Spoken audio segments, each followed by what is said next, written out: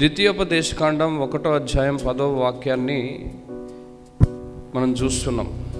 ఇక్కడ మోషే గారు ఇది జ్ఞాపకం చేస్తున్నాడు.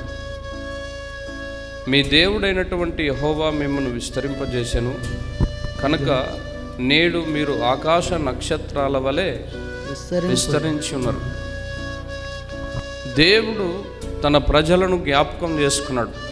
ఇదే ద్వితీయోపదేశకాండం 10వ అధ్యాయం 22వ వాక్యం చూడండి. అసలు వాళ్ళు ఎంతమంది ఉన్నారో అక్కడ. నీ పితరులు 70 మంది అయి ఐగుప్తునికి వెళ్ళిరి.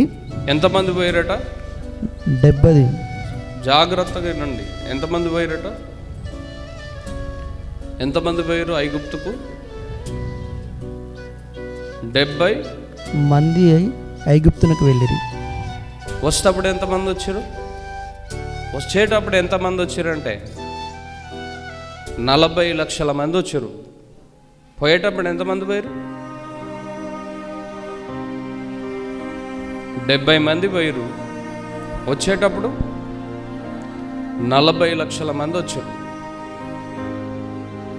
అంటే దేవుడు అబ్రహాముకి ఇచ్చినటువంటి వాగ్దానాన్ని జ్ఞాపకం చేసుకున్నాడా, వదిలేసిండా? ఆదికాండం 15వ అధ్యాయం 5వ వాక్యం చూడండి.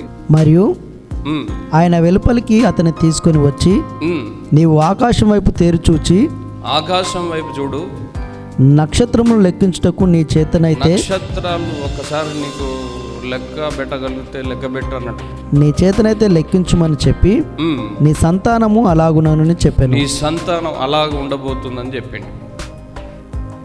బయలుదేరేటప్పుడు ఎంతమంది బయలుదేరారు?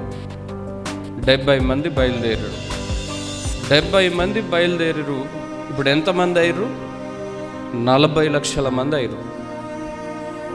అంటే అబ్రహాము సంతానాన్ని దేవుడు ఆశీర్వదించిండా, ఆశీర్వదించలేదా?